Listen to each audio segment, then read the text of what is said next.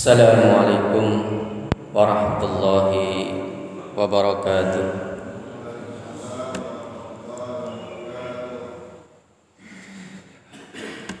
Alhamdulillah,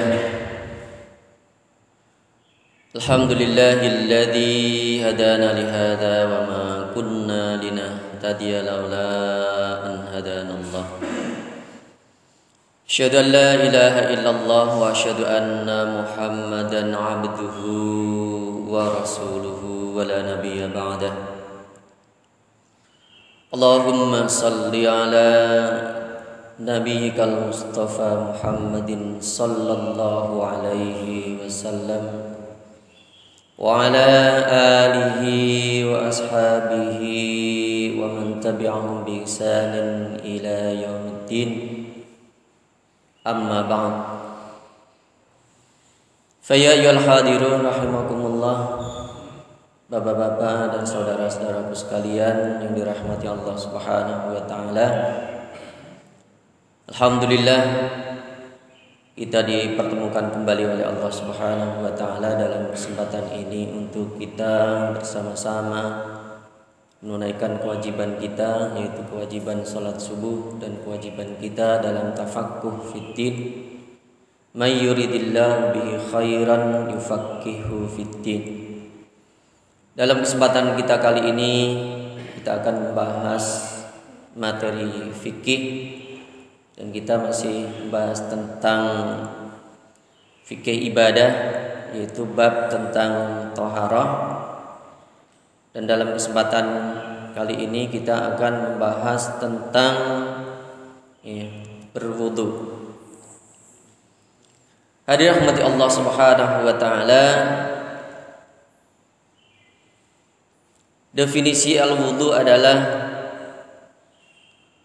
taharatun ma'iyatun tata'allaqu bil wajhi wal yadaini war ra'si war rijlaini. Wudu adalah bersuci dengan menggunakan air yang digunakan untuk membasuh muka, kedua tangan, kepala dan kedua kaki. Hadirin yang dirahmati Allah Subhanahu wa taala, perintah wudu ini dicantumkan di dalam Al-Qur'an atau disebutkan di dalam Al-Qur'an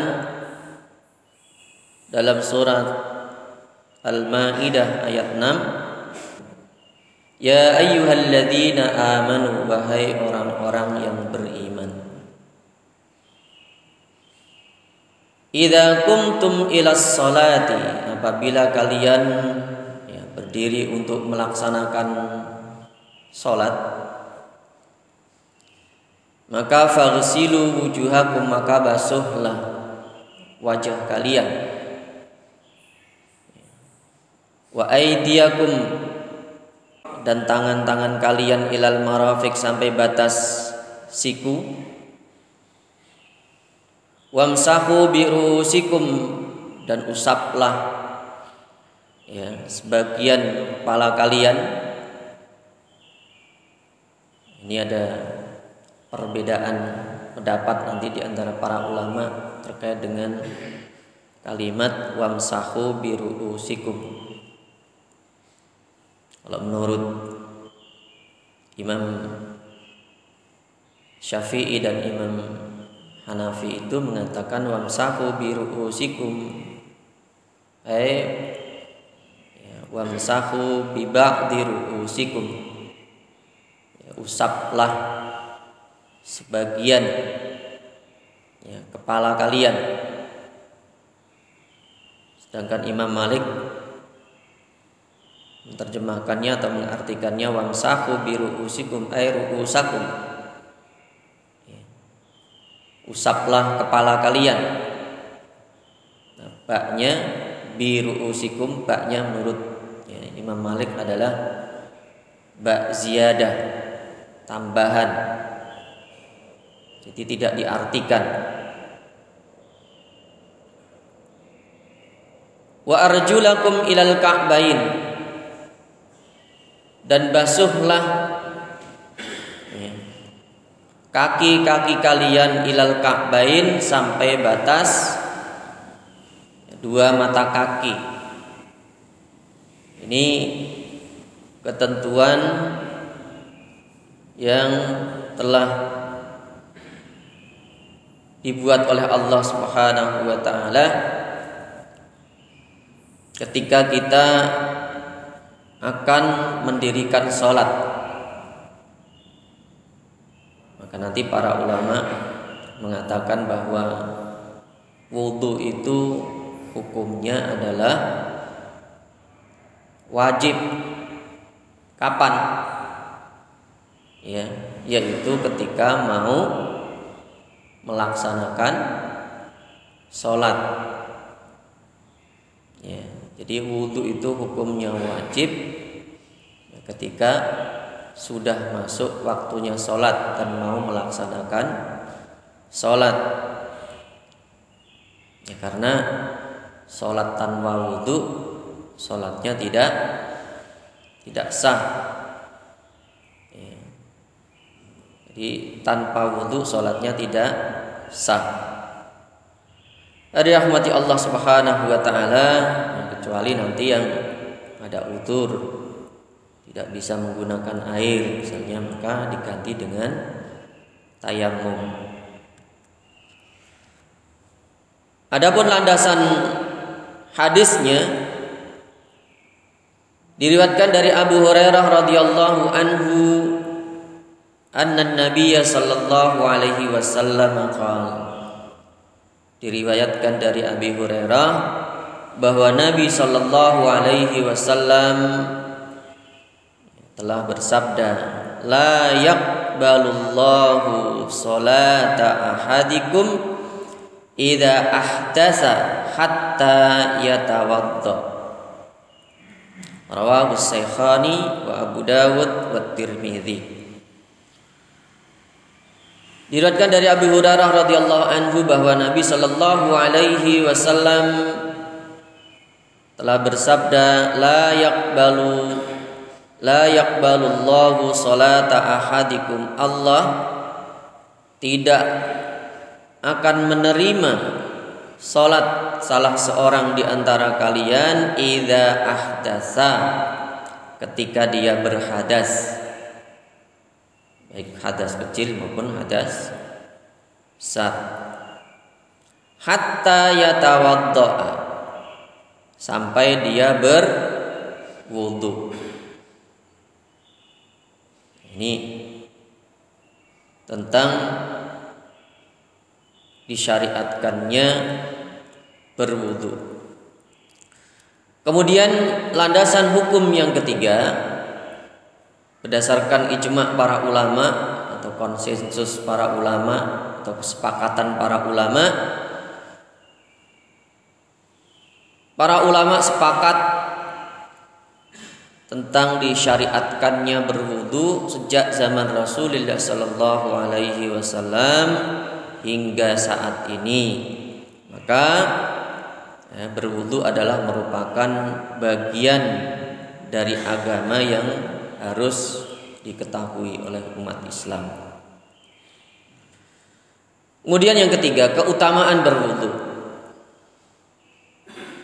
Yang pertama adalah berwudu membersihkan dosa-dosa dari anggota badan kita. Hadirin yang dirahmati Allah Subhanahu wa taala, ini adalah keistimewaan dalam Islam, bahwa makna taharah, makna bersuci itu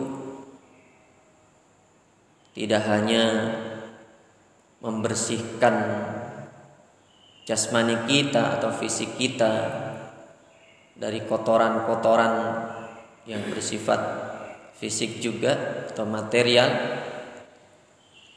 tetapi juga membersihkan kotoran-kotoran yang bersifat ruhiyah, tidak nampak, ya, tidak kelihatan. Maka Islam itu mengajarkan kesucian itu tidak hanya zahiriyah saja,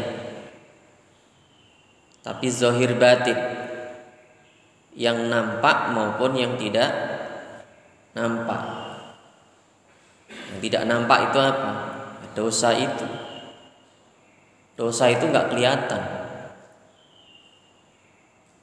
Nah, dengan berwudu ini Allah Subhanahu wa taala menjadikan salah satu sarana bagi kita untuk membersihkan diri dari dosa-dosa yang telah kita perbuat.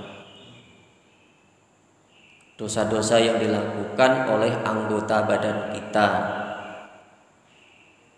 Di antaranya apa? Maka anggota wudu itu yang dibasuh apa Pak? Wajah yang pertama. Ya. Kenapa yang dibasuh kok wajahnya?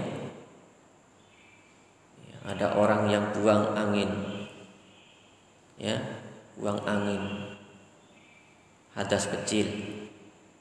Tapi ketika berwudu yang dibasuh adalah wajahnya.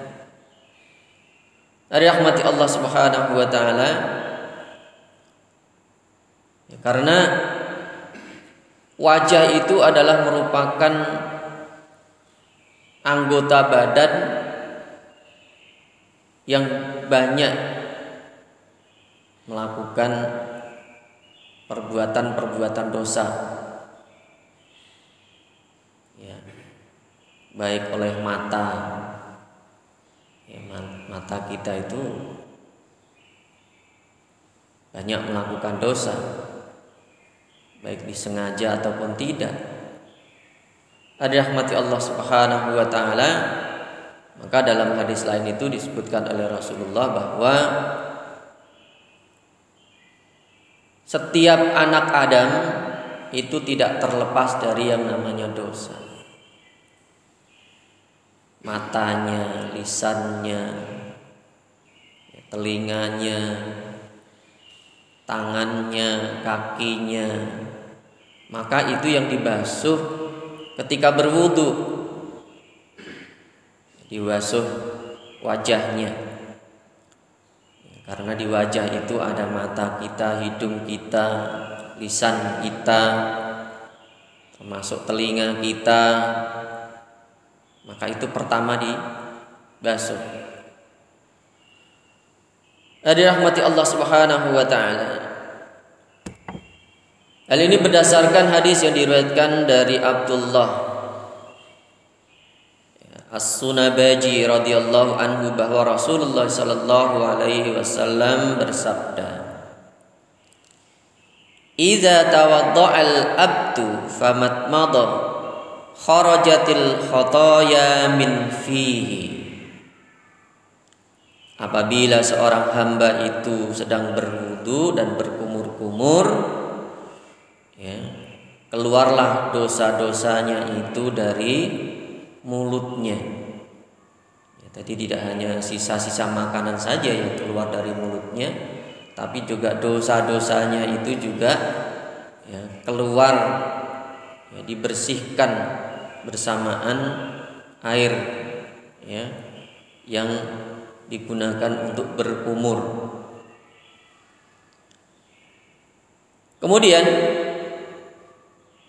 fa idza stansyara kharajatil khotoya min anfihi. Apabila ia membersihkan hidungnya, maka dosa-dosanya akan keluar pula dari hidungnya.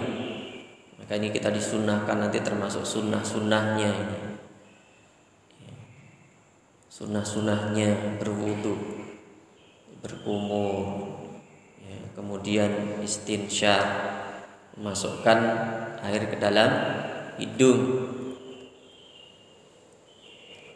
Kemudian fa idza ghassala wajhahu kharajatil khotoya min wajhihi hatta takhruja min tahti asfari ainaihi.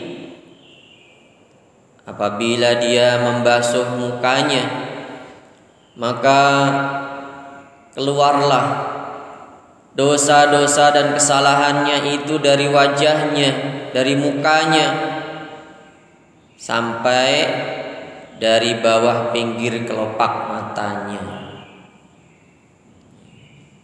Bersihkan dosa-dosa yang ada di wajahnya.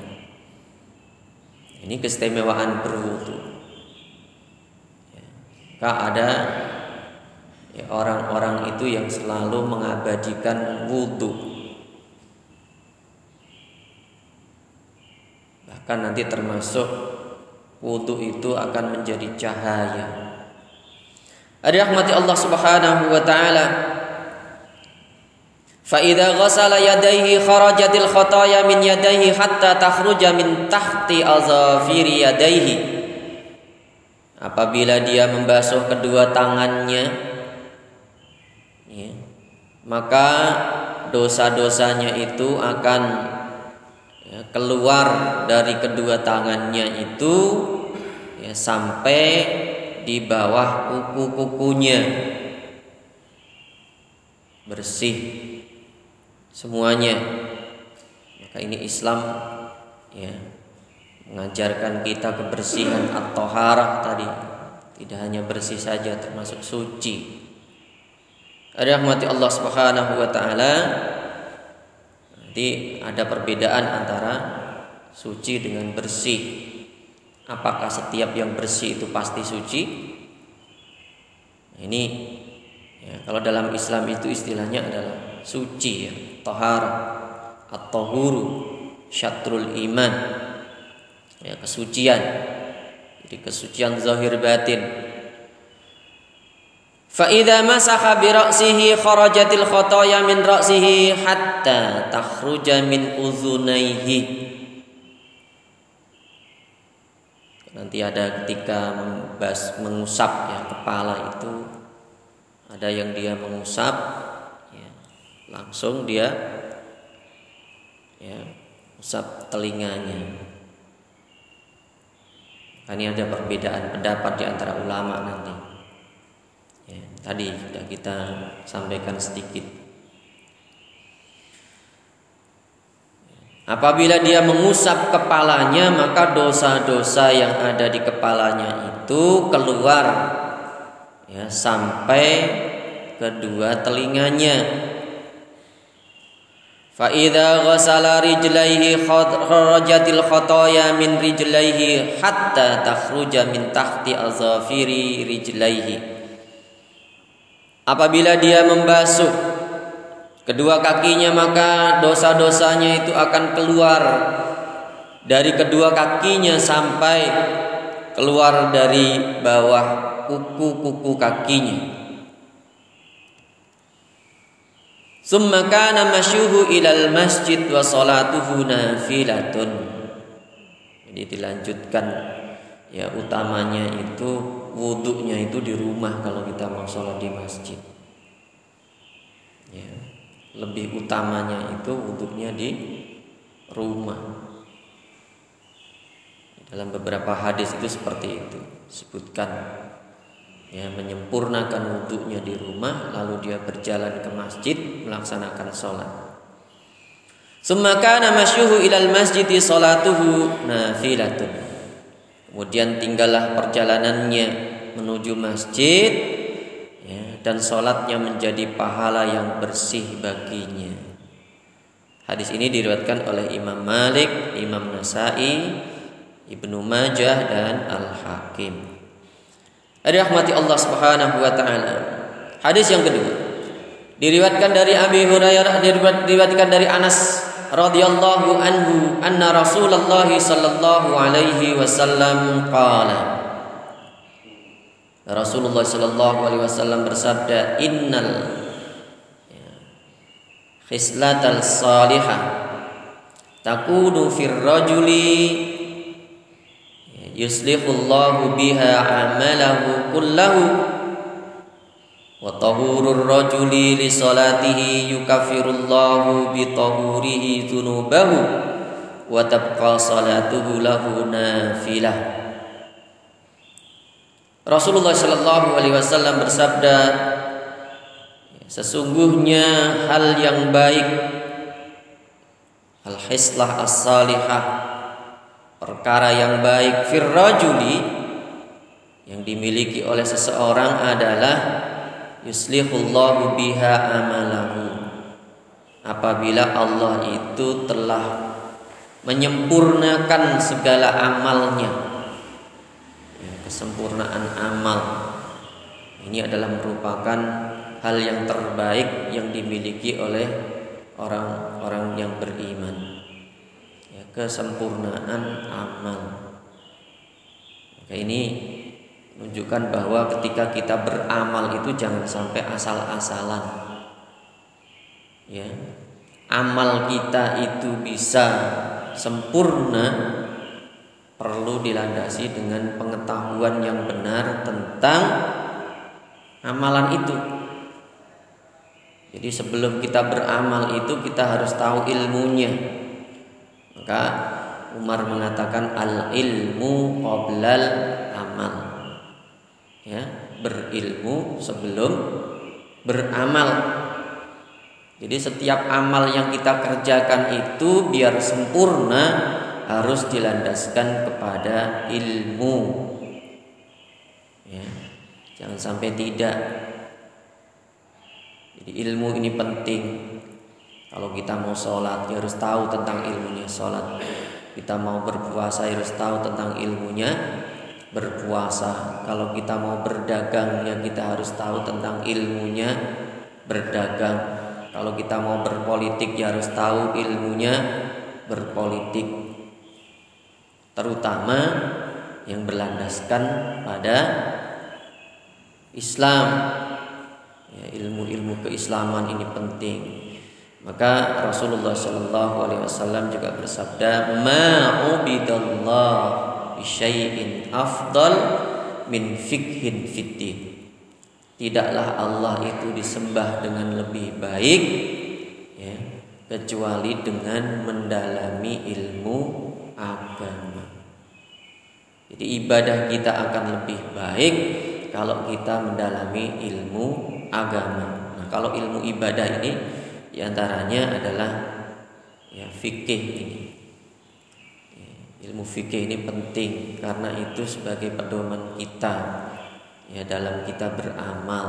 Fikih itu kaitannya dengan amaliyah, segala perbuatan yang nampak, perbuatan-perbuatan yang bersifat praktis yang kita lakukan.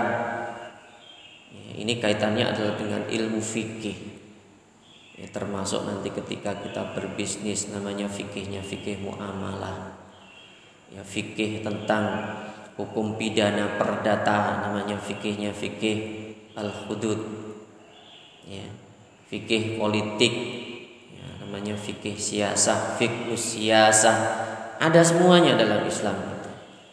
Hari rahmati Allah Subhanahu wa taala.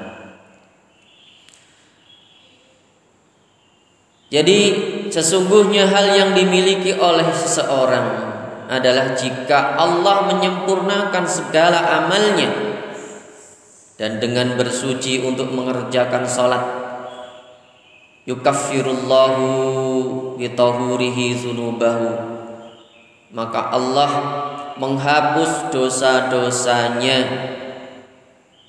Wa tabqa salatuhu lahu nafilah, hingga bulatlah, utuhlah salat itu menjadi pahala baginya. Jadi sebelum salat pun itu sudah dibersihkan dosa-dosanya. Bahkan nanti termasuk ketika dia berangkat ke masjid. Yang kedua, di antara keutamaan berwudu adalah ditinggikan derajatnya oleh Allah Subhanahu wa taala. Selain dihapus dosa-dosanya, dibersihkan dosa-dosanya, diangkat derajatnya oleh Allah. Ditinggikan derajatnya. Dirahmati Allah Subhanahu wa taala. Hal ini berdasarkan hadis yang diriwayatkan oleh Abi Hurairah radhiyallahu anhu anna Rasulullah sallallahu alaihi wasallam qala, "Ala adullukum ala ma yamhullahu bihil khataya maukah kalian aku tunjukkan kepada sesuatu yang bisa menghapus dosa-dosa, wa yarfa'u bihi darajat, dan yang bisa mengangkat derajat.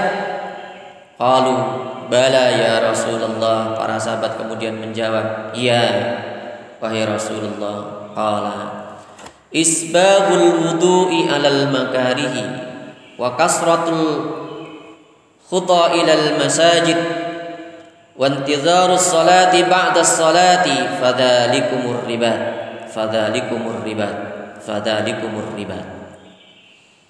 Nabi kemudian bersabda, isbaghul wudu'i 'alal makari, menyempurnakan wudu dan menghadapi segala kesulitannya. Terkadang berwudu itu ada orang yang tidak sabar. Tidak sabarnya seperti apa? Wudunya terburu-buru, asal saja, asal saja dia udah hafal, dia cepat dia, bukan masalah hafal dan cepatnya. Yang kita inginkan adalah kesempurnaan, yang lebih memprihatinkan adalah kalau wudhunya itu tidak sempurna, sehingga nanti sholatnya juga tidak sah. Maka isbaghul wudu, menyempurnakan wudu, termasuk sunnah-sunnahnya. Terkadang orang membasuh tangan saja karena terburu-burunya, hanya di bagian atas saja, bagian bawah ini siku ini sering kelewatan, nggak dibasuh, jadi cuman atas saja, lupa nggak dibasuh di bawah siku. Padahal di situ sering tidak tersentuh air, kelewatan. Rahmati Allah Subhanahu wa taala. Jadi menyempurnakan wudu, meskipun tadi menghadapi kesulitan-kesulitan. Wa kasratul khuta ilal masajid, dan sering melangkahkan menuju masjid. Banyak-banyak melangkahkan kaki menuju masjid. Jadi berwudu, wudu dulu baru berangkat menuju ke masjid. Wa intidharus sholati ba'das shalah. Yang ketiga adalah menunggu sholat sampai sholat berikutnya. Itu fadzalikumur ribat, fadzalikumur ribat, fadzalikumur ribat. Maka itu adalah termasuk perjuangan, sampai diulang oleh Rasulullah 3 kali. Itu tidak mudah, kelihatannya mudah. Teorinya mudah, pengamalannya yang berat. Maka tadi itu termasuk perjuangan, termasuk perjuangan. Rahmati Allah Subhanahu wa taala. Yang ketiga, di antara hikmahnya adalah bahwa berwudu itu akan dijadikan sebagai tanda nanti pada yaumul qiyamah untuk mengenali umat Rasulullah sallallahu alaihi wasallam. Diriwayatkan dari Abi Hurairah radhiyallahu anhu anna Rasulullah sallallahu alaihi wasallam atal maqbarah. Rasulullah sallallahu alaihi wasallam mendatangi kuburan. Faqala, kemudian beliau mengucapkan assalamu alaikum dara qaumin mu'minin. Assalamualaikum, keselamatan bagi kalian, tempat perkampungan kaum muslimin. Wa inna insyaallahu bikum an qaribin lahikum, dan kami insyaallah dalam waktu dekat akan bertemu dengan kalian. Ini salam yang diucapkan kepada ahli kubur. Wajadtu law ana qad ra'aina ikhwanana. Kemudian Nabi mengatakan, sungguh saya senang seandainya saya bisa melihat saudara-saudara kami. Ingin melihat orang-orang yang sudah meninggal. Maka Para sahabat bertanya, awalasna ikhwanaka ya Rasulullah? Tidakkah kami ini saudara-saudaramu wahai Rasulullah? Qala, kemudian Nabi menjawab, antum ashabi wa ikhwanina alladzina lam ya'tu kalian itu adalah sahabat-sahabatku dan saudara-saudaraku alladzina lam ya'tu ba'd, yaitu yang tidak akan datang setelahnya, maksudnya ya generasi yang terbaik yang bertemu dengan Rasulullah. Qalu kaifa ta'rifu man ya'ti ba'da lam ya'ti ba'du min ummatika ya Rasulullah? Ya, para sahabat bertanya, bagaimana caranya engkau dapat mengetahui keadaan umatmu yang akan datang wahai Rasulullah? Ya, kalau para sahabat yang hidup bersama Nabi mengenalinya. Dimaksud oleh Nabi ini adalah saudara-saudara atau umatnya yang datang setelah generasi beliau. Dan itu jumlahnya lebih banyak. Bagaimana cara mengenali mereka? Bagaimana cara membedakan mereka di antara manusia ya, seluruh dunia dari zaman Nabi Adam sampai yaumul qiyamah? Itu kira-kira berapa miliar itu? Ya. Untuk mengenali umatnya seperti apa? Ya, sekarang aja penduduk bumi seluruh dunia diperkirakan 6 miliar. Itu untuk mengenalinya, ya, identitasnya apa? Campur mereka menjadi satu pada yaumul qiyamah nanti.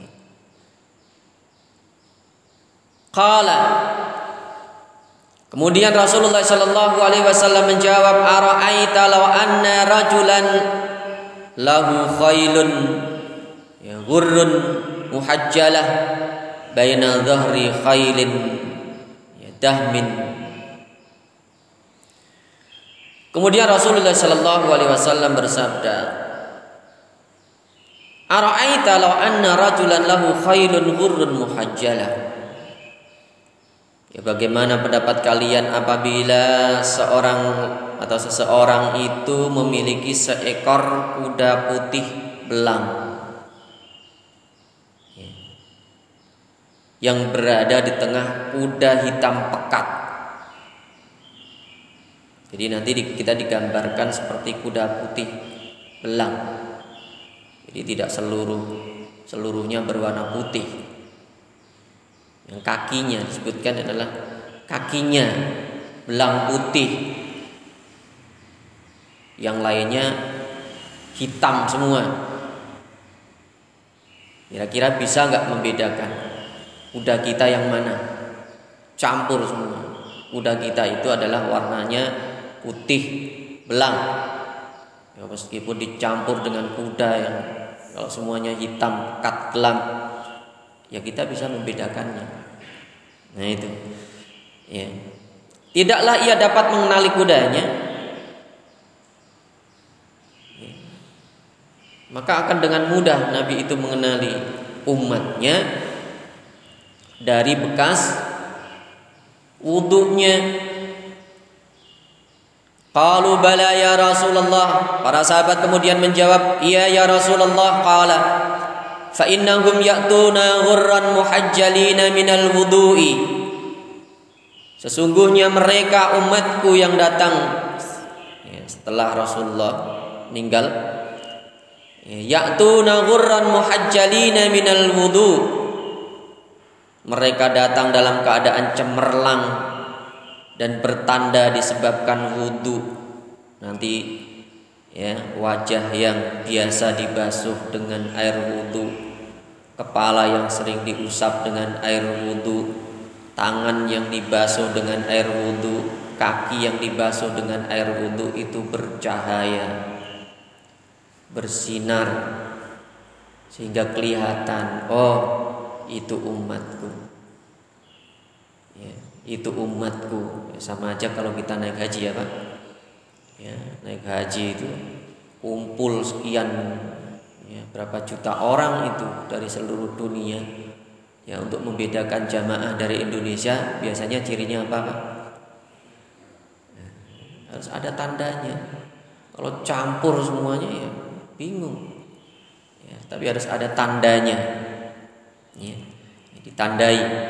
Ya, kalau umat Islam tandanya adalah bekas wudhunya itu, maka kita dianjurkan termasuk nanti sunnahnya itu, ya, menambah, ya, basuhan wudhunya.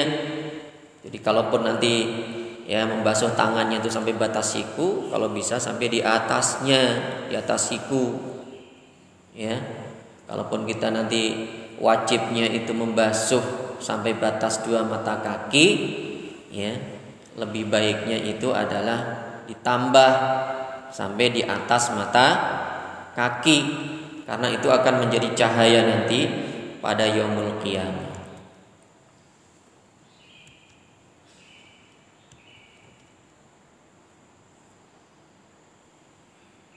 Fa innahum ya'tuna ghurran muhajjalina minal wudhu wa ana faradtuhum alal khawdi.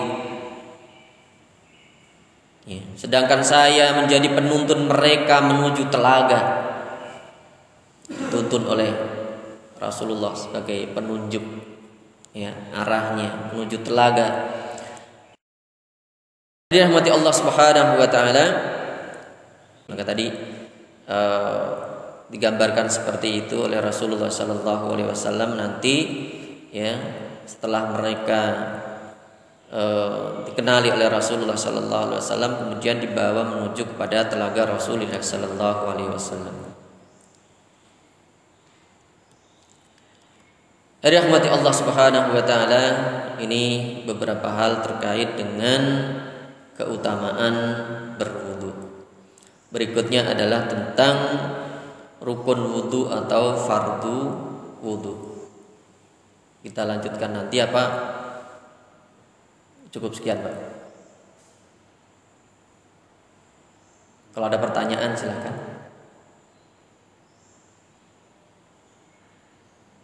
Nah, kalau kita lanjut agak lama ini, ya, tentang fardu atau rukunnya wudu. Nanti kita lanjutkan berikutnya saja ya Pak ya.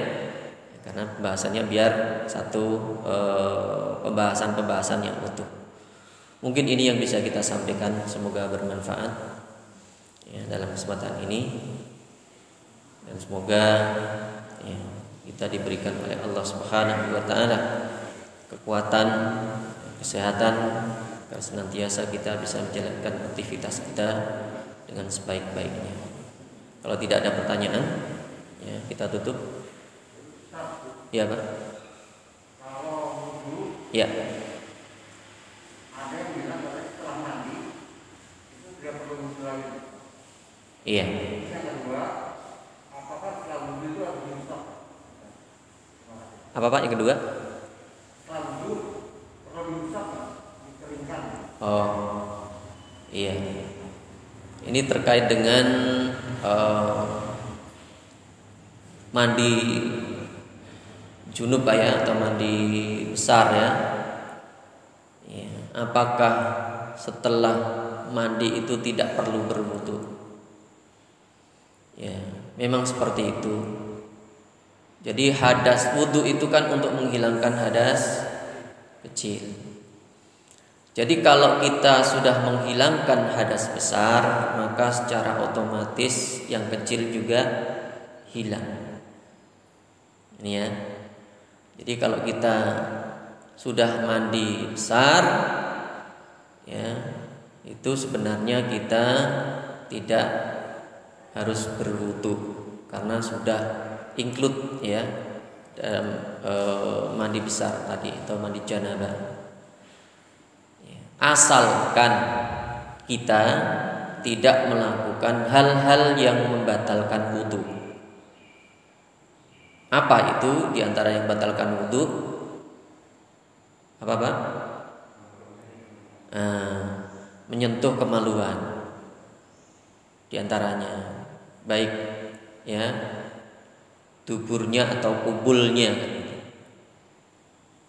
Ya, kita mandi di kolam renang, mandi ya janabah. Ya, itu sudah suci. Tapi terkadang kan ketika kita mandi itu pakai sabun, ya kan? Ya, pakai sabun semuanya. Sabun. Nah, itu terkadang yang membatalkan tadi. Ya, jadinya kita ya termasuk nanti yang membatalkan wudu itu kan menyentuh maluannya dengan telapak tangan. Nah, kalau dengan belakangnya ya, itu tidak. Ya, tapi dengan telapak tangan. Kalau kita mandi itu kan habis ya disiram semuanya, itu biasanya kita sabunan. Nah, kan gitu. Itu yang membatalkan. Jadi dia berhadas kecil. Jadi kalau dia mandi ya habis mandi kemudian dia tidak menyentuh kemaluannya, maka dia tidak perlu berwudu. Jadi dicontohkan atau pakai yang penting tidak itu yang membatalkan wudu. Ya. Kemudian yang kedua tadi adalah apakah setelah berwudu itu perlu dilap dibersihkan dengan anduk atau yang lainnya. Ya, ini utamanya tidak ya. Utamanya tidak dibersihkan, biarkan itu ya kering dengan sendirinya. Ya. Ada keutamaannya. Cuman karena terkadang kita kan sering habis mandi, habis apa itu pakai handuk ya. Jadi agak risih kalau apalagi kalau di rumah, kalau di masjid ya nggak ada handuk ya, nggak ada handuk. Jadi nggak dibersihkan. Jadi utamanya dibiarkan saja. Gitu Pak ya. Silakan kalau ada yang lainnya. Cukup Pak? Mungkin ini yang bisa kita sampaikan, semoga bermanfaat. Kita tutup dengan doa kafaratul majelis. Subhanakallahumma wa bihamdika asyhadu an la ilaha illa anta astaghfiruka wa atubu ilaik. Assalamualaikum warahmatullahi wabarakatuh.